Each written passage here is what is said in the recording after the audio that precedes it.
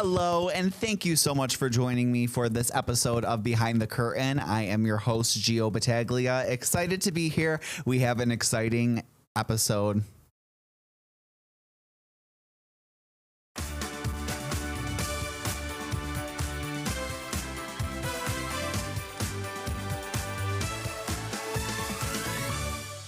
Hello and welcome to this week's episode of Behind the Curtain. I am your host, Gio Battaglia. Excited to be here tonight as we have a fantastic episode in store for you. We're talking nostalgia, we're talking the holidays, everything that comes up at this time of year with Halloween just passing and Christmas upcoming. First, it's time to do the time warp again because the Rocky Horror Picture Show, a cult classic film this time of year, is turning 50. Now, Barry Bostwick took the stage in Rochester Thursday night for a special Q&A and screening of the film. He got to see a shadow cast before perform the film. And before he stopped at RBTL, I did have the chance to talk with him and preview that event. He shared with his milestone 50 years, what it means to him, and why fans are still shouting back at the screen 5 decades later. Here is my conversation with Barry. 50 years later, Rocky Horror is still in theaters. When you made the film, did you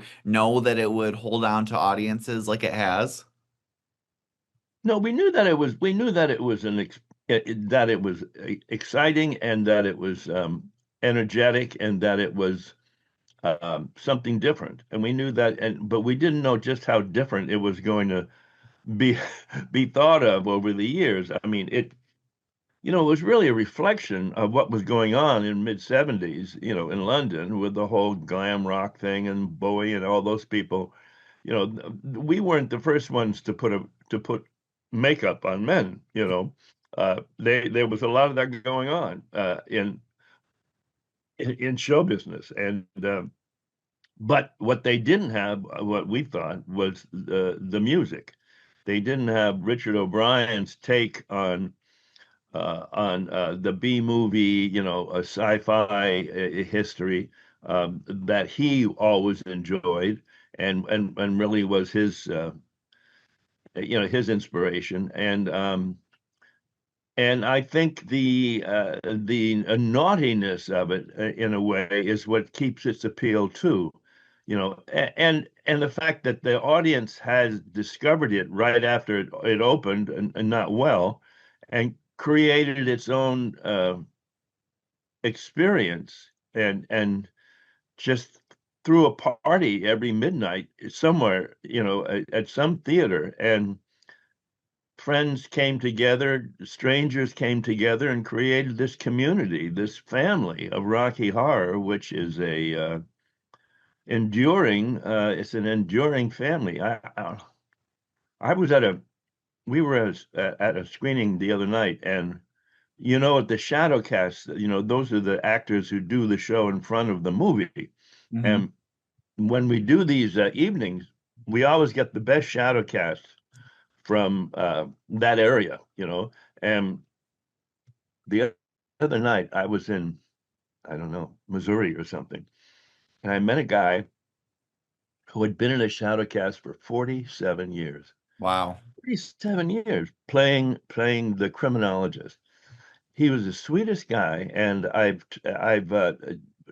given all of his information to the fan club, and hopefully there'll be some things about him, because I've never known anybody who's been in a shadow cast for 47 years. And they usually age out of it. They go, well, I've been doing this for 15 years every Friday and Saturday night, and I need a break, So that's that. And what does it mean for you personally when you see these audiences and to have been the original Brad Majors and just seeing it trickle down? Well, it's like actors don't usually get the opportunity to be in something that has this kind of effect, I think, socially and politically and ongoing, and so when I see an audience react, a lot of them will come up to us afterwards or anywhere we are and there'll be tears, and there'll be thank you, the thank yous, and oh, you helped me so much in my life and figuring out who and what I wanted to be, um there's a lot of tears, and there's a lot of joy in the self exploration. And I think that's something that I'm the most proud of in terms of my involvement in it, because of 50 years later, it's still changing lives and sometimes saving lives. For sure. When you look back on being on set all those years ago, do you have a favorite memory that comes to mind or something that stands out? Well, I think maybe in the last moment where we're crawling around on the earth, and it was our last scene we were shooting. It was superheroes, it's called at the end. And after they did that, the camera thing that goes up and shows us crawling around, they yelled cut and finish and that print, and we I got very emotional because I had become so close so quickly. It's only a 5-week shoot, I'd become so close to these people and so involved in their world because the world was so different for Brad and Janet. That, we were the Americans who were brought in uh, quickly, and we're all slightly not part of the group because most of them had done it for years on stage somewhere, and so I got very emotional, and I realized that this was an important point in my life, these people and this theme, uh, and I think I was just also happy to get warm again because it was freezing. We were crawling around in mud, wet, and uh, you hate to say it was a miserable shoot, I mean, because that's what a lot of people talk about. There was no heat, there was no bathrooms, we were always wet, and Susan got pneumonia, and uh, but that's not really what I remember. I remember the people, and I remember the creativity that was going on around me, and whether he's the cinematographer or the set designer or Sue Blaine, the costume lady who probably is responsible for that whole punk look that eventually took over the world. These people who were at the top of their game creatively, and I had come from New York and been around a lot of these sort of underground creators too, but this was a whole different level of people working together to create something that, first of all, there wasn't any money, so they're pulling props from their bedrooms, and because of that, it has this kitschy look. It has this look of so individualistic, and costumes and sets, and I just think, and I knew I was going to miss that, and I was going to miss that energy, that creative energy, you know. So I cried. Of course, of course. Yeah. Is there a moment when you see these shadow casts do the show that you look forward to seeing their interpretation of, or that always makes you smile? Um, yes, I mean, I always like I always like Frankenfurter's entrance, and how the audience, they know it's going to happen. I mean, they see it on film, but when the actor who gets there and then throws open that cape, the audience goes crazy. And it doesn't make any difference what size, shape, sex or whatever that person is. There's just something about that reveal that is awe-inspiring and is just takes your breath away. And I can only imagine what that was like 50 years ago when it was first thought of as that kind of a reveal. It's like if they didn't know that what Frankenfurter's sexual mores were uh, at that time, and all of a sudden he reveals himself in all of his sort of garb. It was. It must have been thrilling and still is thrilling. And that always takes me back going, really? 50 years later, this guy throws his cape off and you're going to clap and stand and do everything you can to I don't get it. I don't get it. That's great. I'm glad they do though. Speaking of cold, like you were talking about with the mud scene, it's going to be cold when you come to Rochester on Thursday, but still is going to be exciting. What are you most looking forward to for this event at our Rochester Broadway Theater League?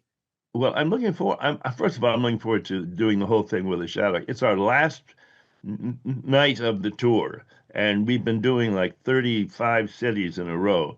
And it's going to be sort of like the last scene where I was shooting in the Rocky Horror Picture Show. I'm going to probably be sad because I'm going to miss this energy. Um, and But I think we'll be doing it next year. I don't think Rocky Horror is ever going to go away. I think we're on our third generation now, and maybe the fourth one is, well, they're a little too young at the moment to see it, but they'll come into their own, and I think it's nostalgic for me to spend so much time with the people who have been affected and love and are dedicated to this show and have been for years. And I like to spend as much time with them as I can and just see their creativity because they've always added a whole other level of showmanship to this, uh, and that's what I stand there and watch, damn it, Janet, and I see the kids, you know, just acting their hearts out um, and all of and the time warp. I mean, you're standing on stage or you're standing backstage and you go and you see 1,500, 2,000 people stand up and take a jump to the left, and a step to the right in an audience, and you're going, that's just that's just insane that is still the thing that people are still doing that. Thank God. But I always think these days that you can take a jump to the left, but just don't take a step too far right. Okay, because we have enough trouble in our understanding these days of the differences that we all have. Absolutely. Well, we're looking forward to Thursday at RBTL, Rocky Horror Picture Show 50th anniversary. Barry, thank Thank, you so much for taking the time to talk with me this morning. thank Very exciting stuff. Definitely a once in a lifetime film to watch that will stand the test of time. Well, coming up after the break, he is back to make your holidays shine as Jim Brickman brings A Christmas to Remember to Rochester. He's sharing why this year's show hits all the right notes. Don't go anywhere. We will be right back.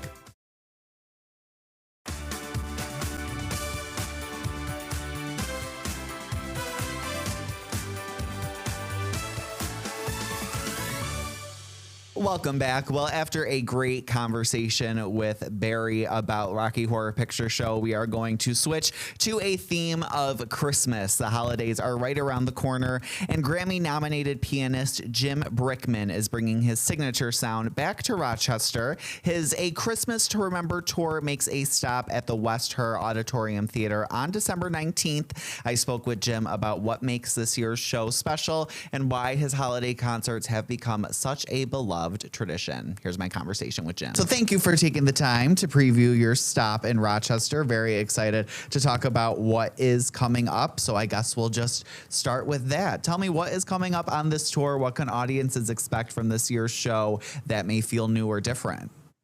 Well, certainly it's become a tradition to come back to Rochester. It's so many families and multi-generations come, and it's so good to see everybody every year as we celebrate. This year, very special guest joining me, guitar player Luke McMaster, who is just amazing, and of course, fan favorite Ann Cochran back with me as well. A lot of the hits, always, and a lot of Christmas favorites. This year, it's really interactive. We're doing a sing along of White Christmas that we actually record the performance that night of everybody singing, and then we send it by email to all of the patrons who are coming to the show as a thank you gift. So they get to record with me, which is always a good time. And a lot of live by request to hear your favorite song, and a lot of surprises along the way. It's a really fun, festive escape from the chaos of the holidays. For sure, yes, it's the perfect way to put it. And having those special guests has to just up the ante, especially when you've been doing holiday tours for decades. What keeps this tradition meaningful for you? Well, it because it's such a emotional time of year, and my music is synonymous with those soundtracks of life, trimming the Christmas tree, celebration moments, of course, weddings and graduations and birth of a baby, and all of these moments that are so special. Christmas is just like one of those. It's nostalgia, it's comfort, it's like seeing an old friend, coming over to somebody's house to gather. A nod to the old TV specials that we used to gather around as family to watch, and so it's a very family oriented show, not only for multi generations but also the experience that people have with us. How do you choose which songs make the set list each Christmas? Well, I'm a big fan of not only the hymns but also the what I call the happy songs of Christmas, the winter songs. So I tend to do things that are like this year, like Winter Wonderland and Sleigh Ride, and I've Got My Love to Keep Me Warm. All of these really happy songs. Here We Come a Caroling, because I feel like so much of the time we get to hear a lot of the sacred ones in church, and that it's a more festive approach to have those. Plus, I have so many Christmas hits. I'm so fortunate to have songs like The Gift and Simple Things and Coming Home for Christmas and Sending You a Little Christmas. So a lot of people come to hear some of their favorites of my own original Christmas songs. And after more than 20 number one albums, does your approach to composing or performing change, or does that piano still feel the same to you? Well, it almost comes easier in some ways, because if you think too much about it, it's never good. It's got to be something that completely comes from your mood that day, or what comes out of my hands. It is, the more early on in a career, I think you think too much about, am I playing the right thing? And is it going to be good? And is it going to be a hit? And, further down the road, it becomes just effortless, and you play what you feel. And I know that you mentioned the songs in your repertoire that just add to the theme of the show, but do you have a personal favorite Christmas song to perform, and what is it and why? Like I said, I love the sacred songs, but to me, the happy winter songs, like It's the Most Wonderful Time of the Year and Sleigh Ride, these really happy, joyful songs that just sound like the season. And you mentioned the guests that you are going to bring that'll just up the ante of the show. Talk a little bit more about what they will each bring to this performance. Well, it's like I said, it's sort of like a party or like an old-fashioned Christmas special. They sort of weave. They come in and visit, they sing a song, they leave, they come back. They're there for a lot of the live by request, acoustic guitar, Luke McMaster, and Ann Cochran, who's been with me, I would say, 15 times in Rochester. So she has a lot of fans that come to hear her as well. It's a really nice complement of the three of us. And like I said, like friends visiting for a couple songs, like they just got up and sang at a party in my living room. And you share a lot of behind the scenes stories on stage. Is there a holiday memory or tour moment that always gets the audience laughing?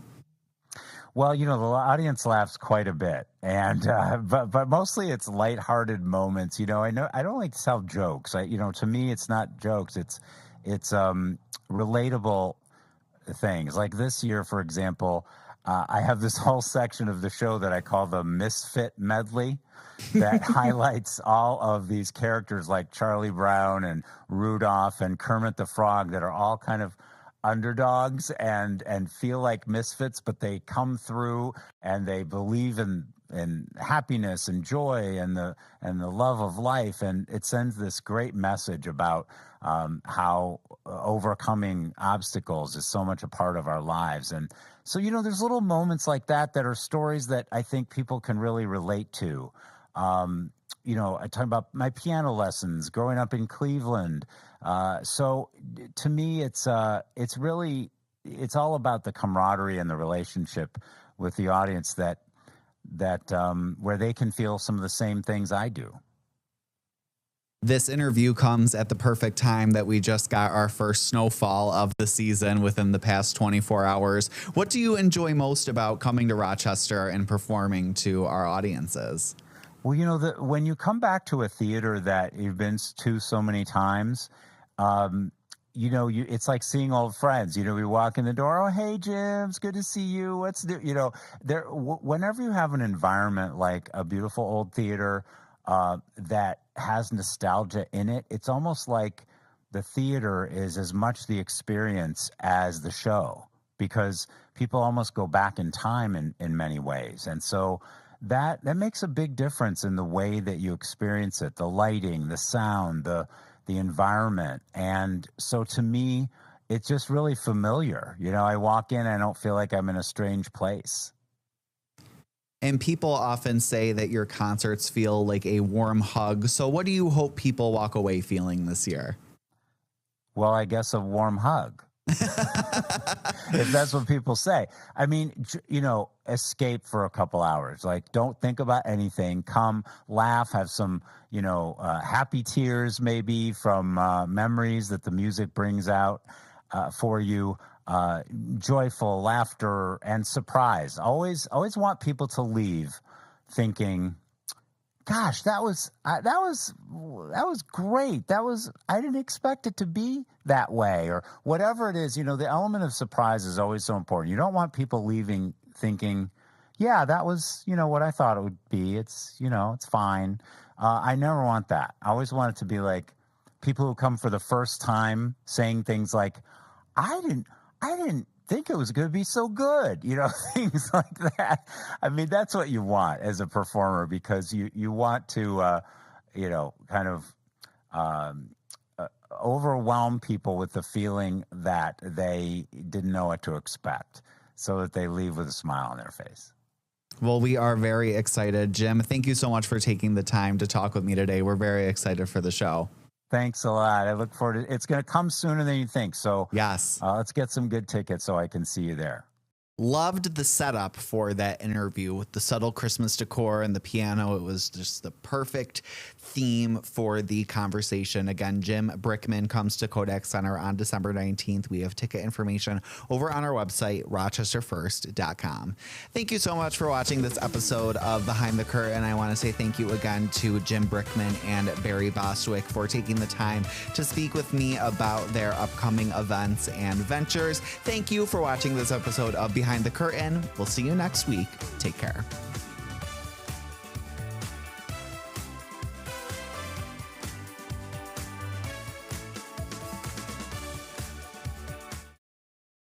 Get the Rochester First streaming app today for everything you love from News 8 On Demand, plus exclusive shows you won't see anywhere else. Search ROC and download for free on Roku, Amazon Fire, and Apple TV.